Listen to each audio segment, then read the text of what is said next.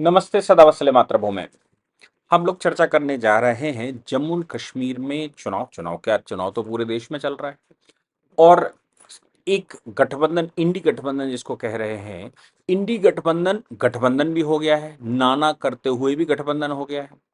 लेकिन उस गठबंधन का अभी कोई कॉमन मिनिमम प्रोग्राम समझ में नहीं आता।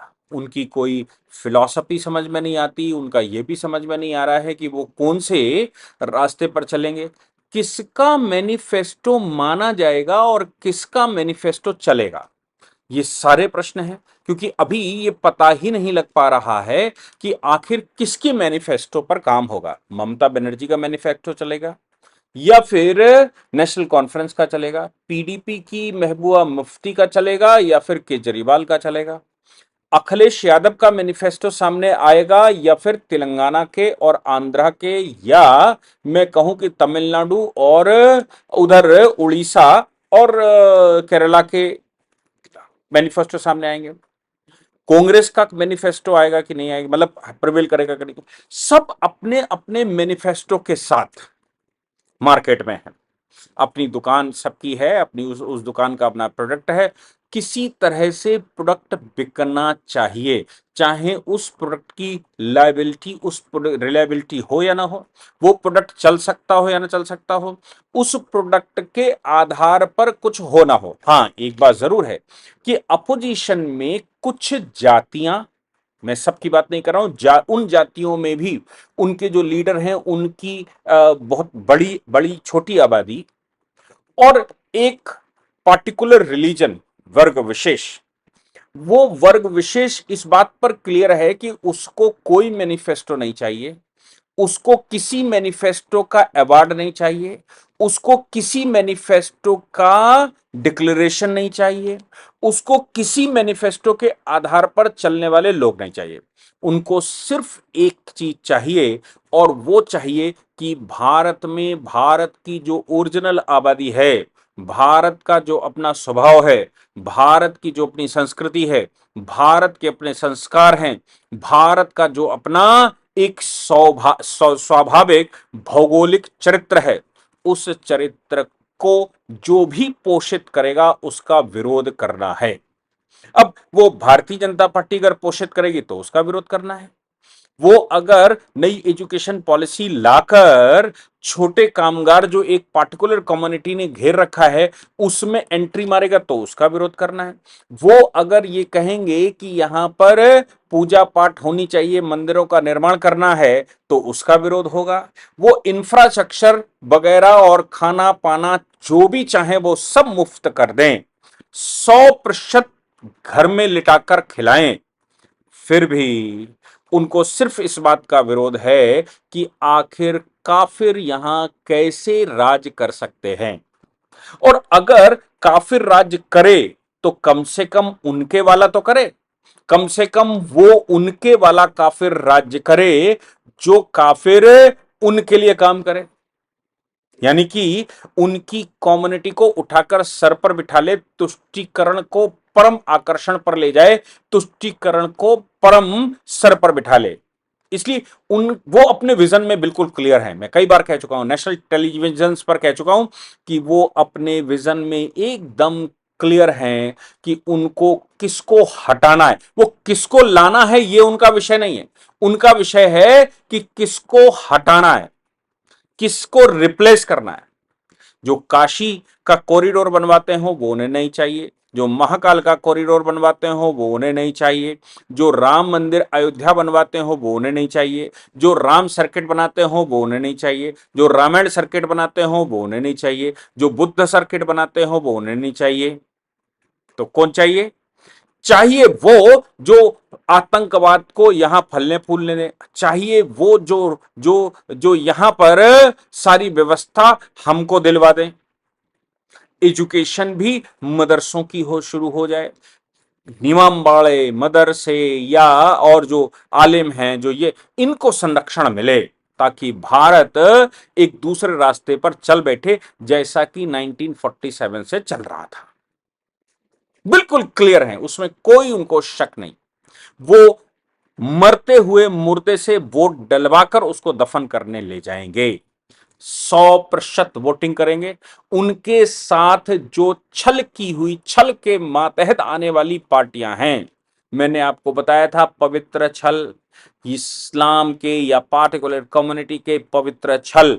और वो पवित्र छल ये हैं कि अगर काफिर, वैसे तो नियम यह है काफिर के साथ खाना नहीं, काफिर के साथ बैठना नहीं, काफिर के साथ भोजन नहीं करना, काफिर के साथ विवाह नहीं करना, काफिर के घर में नहीं जाना, काफिर के साथ विवाह संबंध नहीं बनाना, काफिर के साथ दोस्ती नहीं करना, काफिर सबसे बड़ा दुश्मन है और मरने योग्य है। लेकिन अगर काफिर वहां 80% प्रिवेल करता हो, 80% काफिर उनकी नजर में जहां हो, वहां तो मजबूरी है।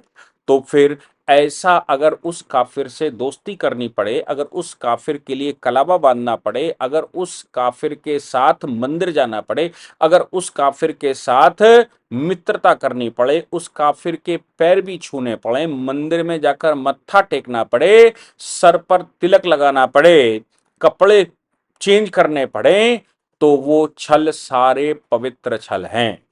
वो पवित्र छल से मतलब है वो ऐसे छल हैं जिसमें पवित्रता है। पवित्रता इसलिए है क्योंकि वो इंसान जो ऐसा कर रहा है, वो इंसान तो अल्लाह के पास, या मैं कहूं कि जन्नत उसको मिलेगी ही मिलेगी, क्योंकि वो पवित्र छल करके भी ऊपर वाले का काम कर रहा है। वो पवित्र छल करके भी क्या कर रहा है, क्योंकि वो पार्टिकुलर कम्युनिटी को बढ़ा रहा है और उनकी सत्ता स्थापित कर रहा है, इसलिए वो पवित्र छल है। तो समझ लीजिए कि पवित्र छल अगर किसी ऐसी पार्टी जो काफिरों की पार्टी हो, किसी ऐसी पार्टी, किसी ऐसी कम्युनिटी, किसी ऐसी जाति जिससे उनका भला होता हो, ऐसी कोई पॉलिटिकल पार्टी, कोई नेता, कोई पॉलिटिशियन ऐसा जिससे उनका भला होता हो, उसके सामने नतमस्तक होना भी ये पवित्र छल है। वैसे तो नहीं होना चाहिए, लेकिन ये पवित्र छल है, इसलिए वो क्लियर है। दूसरी, कुछ जातियों के वैभव हैं। कुछ जातियों के वैभव मतलब उन्होंने कहा भैया अपने दद्दा खड़े हैं, अपने दद्दा अपनी जाति के खड़े हैं, जाति के लिए कुछ करें न करें, लेकिन दद्दा जाति के हैं तो कम से कम जाति तो ऊपर। ऐसा हमारे पास जब विदेशी आक्रांता आते थे तो हम सब मिलकर राष्ट्र प्रथम की भावना रखकर सब इकट्ठे हो जाते थे। आज की तारीख में वो राष्ट्र प्रथम की भावना नहीं, जाति प्रथम की भावना लेकर चल देते हैं, क्षेत्र प्रथम की भावना लेकर चल देते हैं, व्यक्ति प्रथम की भावना लेकर चल देते हैं और गठबंधन बनाते हैं। ऐसे गठबंधनों को ही इंडी गठबंधन कहा जाता है।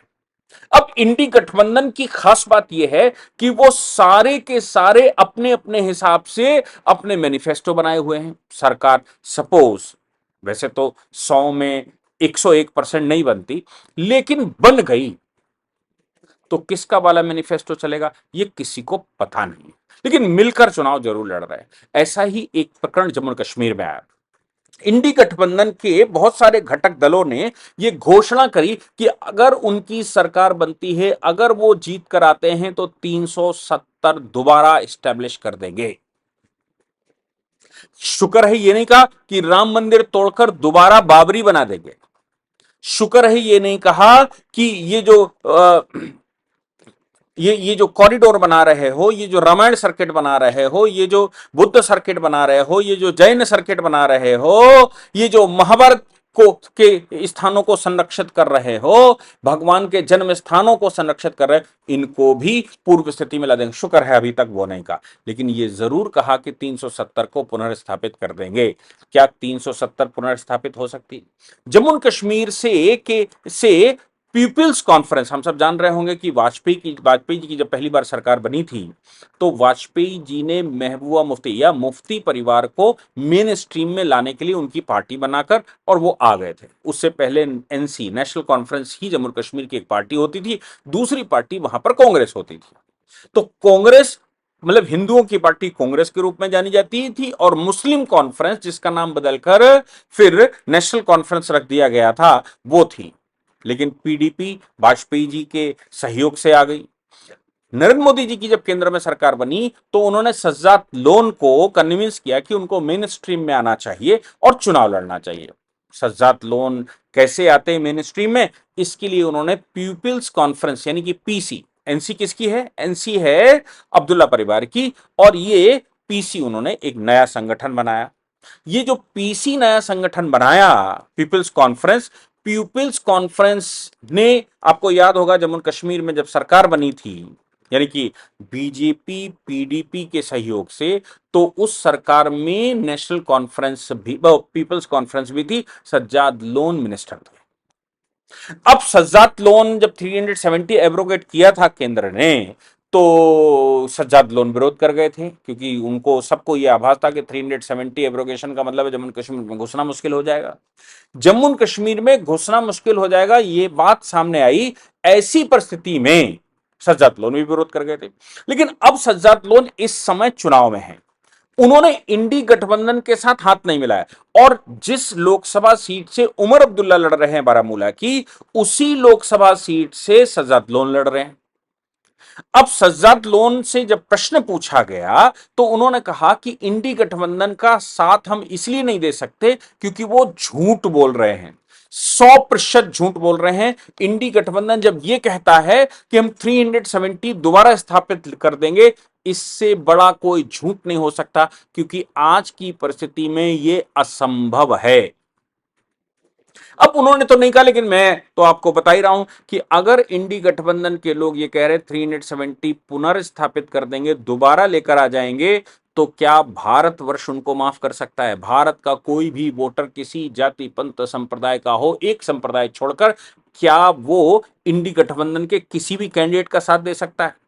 अगर आप 370 हटाने के लिए पिछले 75 साल से जो आंदोलन चल रहे थे, डॉक्टर अंबेडकर ने जिसको पार्लियामेंट में रखने से, यानी कि कॉन्स्टिट्यूएंट असेंबली में रखने से मना कर दिया था, उसको लाने के लिए अलग से एक आदमी लगाना पड़ा नेहरू जी को, और वो अयंगर थे, गोपाल स्वामी अयंगार। यानी कि 370 को हाउस में रखने के लिए जब अंबेडकर से बात हुई, तो डॉक्टर अंबेडकर ने मना कर दिया। ऐसी परिस्थिति में एक प्राइवेट मेंबर लेकर आया और उसने 306 कैपिटल ए रख दिया। क्या अंबेडकर को मानने वाले लोग माफ कर सकते हैं? 370 की वजह से जम्मू कश्मीर के हिंदुओं, दलितों, महिलाओं, बच्चों और गोरखाओं की जो कुदशा हुई, जो पाकिस्तान से लोग हिंदुस्तान आए, जम्मू कश्मीर में रुक गए, उनकी जो कुदशा हुई, पाकिस्तान से मुस्लिम अगर जम्मू कश्मीर में आया तो उसको राष्ट्रीय नागरिकता की बजाय राज्य की डोमिसाइल के आधार पर राष्ट्रीय नागरिकता देना, बिल्कुल उल्टा प्रावधान। क्या इससे जो लोग लड़ रहे हैं 75 साल से, क्या वो माफ कर सकते हैं? क्या वो उनको वोट दे सकते हैं? ये बात सज्जाद लोन ने अपनी बारामूला कॉन्स्टिट्यूएंसी में जाकर कही। उन्होंने कहा कि हम इंडी गठबंधन के हिस्से इसलिए नहीं हैं क्योंकि वो झूठ बोल रहे हैं कि 370 को रीस्टैब्लिश कर देंगे। उनका कहना था ये असंभव है, और अब हम सिर्फ इसलिए यहां चुनाव लड़ रहे हैं क्योंकि जम्मू कश्मीर के लोगों की बात नेशनल असेंबली में जानी चाहिए। पार्लियामेंट में कौन रखेगा और खुलकर सही बात कौन रखेगा? क्या ये अब्दुल्ला पर पैर रख पाएगा? ये 370 को दोबारा रिस्टैब्लिश करने की बात झूठ बोलकर कर रहे हैं, ये संभव नहीं है। देश इनको किसी तरह से ऑब्लाइज नहीं कर सकता, देश के लोग नहीं चाहते, जम्मू कश्मीर के लोग भी नहीं चाहते। ऐसी परिस्थिति में ये जो कह रहे हैं, जो चीज संभव ही नहीं है, उस बात को कैसे स्वीकार किया जाए? इसलिए सज्जाद लोन कह रहे हैं मैं यहां पर चुनाव लड़ रहा हूं, और मैं यहां से चुनाव लड़ने के बाद, बारामूला याद रखिएगा बड़ी खतरनाक सीट है। बारामूला सीट, मैं बताऊं डाउनटाउन का हिस्सा, मैं बताऊं श्रीनगर का हिस्सा, बारामूला का हिस्सा, अनंतनाग का की लोकसभा, ये बड़ी खतरनाक लोकसभाएं हैं। यही आतंकवाद का केंद्र भी सदैव से रही हैं। पूरे जम्मू कश्मीर में 370 को लेकर कोई कंफ्यूजन नहीं था। 370 या जम्मू कश्मीर में जो पूरी सत्ता हाथ में रही, वो इन्हीं 10% लोगों के हाथ में रही। और जम्मू कश्मीर का मतलब लोग अनंतनाग, बारामूला, श्रीनगर ही मानते थे, जबकि कारगिल भी 100% मुस्लिम है। लेकिन कारगिल ने, जब कारगिल का युद्ध हुआ, तो कारगिल हिंदुस्तान के साथ खड़ा था मुस्लिम, क्योंकि वो शिया मुसलमान है, और इधर जो नीचे का है ये बहावी सुन्नी हो चुका है। श्रीनगर की बात करें, डाउनटाउन की बात करें, अनंतनाग की बात करें, या फिर हम बारामूला की बात करें, ये ही वो एपिसेंटर रहा है। इस एपिसेंटर से सत्ता सदैव अब्दुल्ला परिवार ने चलाई और यहीं से भर्तियां होती थी, यहीं से कर्मचारी बनता था, यहीं से पॉलिसी बनती थी, यहीं के लोग पत्थर चलाते थे, यहीं पत्थर नाम का एम्प्लॉयमेंट जनरेट हुआ था, जो सारे जम्मू कश्मीर में जाकर पत्थर मारते और अपना पेमेंट लेकर आते। इन क्षेत्रों में ही आतंकवादी गतिविधियां, इन क्षेत्रों में ही आतंकवादियों का रुकना, इन क्षेत्रों में ही आतंकवादियों को न्यूट्रलाइज करना, ये पिछले 75 साल से हम करते आए। शुक्र है कि माननीय मोदी जी सत्ता में बैठ गए और उन्होंने 5 तारीख को 2019 में 5 अगस्त को उसको उड़ा दिया। वो भी पार्लियामेंट से नहीं उड़ाया, जो प्रोसीजर था उसी प्रोसीजर से, प्रेसिडेंट के ऑर्डर से, क्योंकि प्रेसिडेंट के ऑर्डर से ही 35 कैपिटल ले लगा था, प्रेसिडेंट के ऑर्डर से उसको उड़ा दिया। अब इनको लगता है कि एक जो कम्युनल सेंटीमेंट है, वो कम्युनल सेंटीमेंट भड़क जाएगा अगर आर्टिकल 370 को रीस्टेब्लिश करने का प्रॉमिस करेंगे तो। अब आर्टिकल 370 को रीस्टेब्लिश करने का प्रॉमिस करने का मतलब क्या है? संभव है क्या? भारत के 140 करोड़ लोग क्या इसको स्वीकार करेंगे? वहां के 4 करोड़, 3 करोड़, 2 करोड़ जो भी हैं, उनको छोड़ दीजिए। लेकिन हां, उनको लगता है कि 20 करोड़ वोट जो भारत में है, वो 20 करोड़ वोट इस सेंटीमेंट से उनको मिल जाएगा, क्योंकि ये पाकिस्तानी सेंटीमेंट है, क्योंकि ये अलगाववादी सेंटीमेंट है, ये दारुल इस्लाम का सेंटीमेंट है। क्या उस सेंटीमेंट को एक्सप्लोर करना चाहते हैं? सज्जाद लोन इस विषय पर एकदम क्लियर होते हुए कहते हैं कि ये संभव नहीं है, ये सब झूठ बोल रहे हैं और इस झूठ के माध्यम से ये चुनाव लड़ने जा रहे हैं। इन झूठों को वोट दोगे तो ये झूठ जीवन भर बोलते रहे, आगे भी झूठ बोल के ही तुमको बरगलाते रहेंगे। ये सत्यता अब नहीं है। 370 जा चुका है, ये एक कटु सत्य है और 370 अब दोबारा नहीं आ सकता, ये एक परम सत्य है और मोदी जी के रहते हुए तो बिल्कुल नहीं आ सकता। इसका मतलब यह हो गया कि सज्जाद लोन वहां चुनाव जरूर लड़ रहे हैं, लेकिन incline towards the Modi ji. और आपको भी सोचना है, क्या इंडी गठबंधन सत्ता में आता है तो 370 हटना चाहिए? लिखकर बताइएगा मुझे। क्या 370 या आगे की घोषणाओं में राम मंदिर की जगह दोबारा बाबरी बनाना, ये क्या इनका अगला एजेंडा हो सकता है? बहुत सारी चीजें इसमें इंक्लूड हो गई, लेकिन मेरा मानना यह है कि सज्जाद लोन ने बारामूला में खड़े होकर सत्यता बताई और सत्य के आधार पर वो क्लेम कर पाए, ये भी अपने आप में एक बहुत बड़ी चुनौती थी। जय हिंद, जय भारत, वंदे मातरम।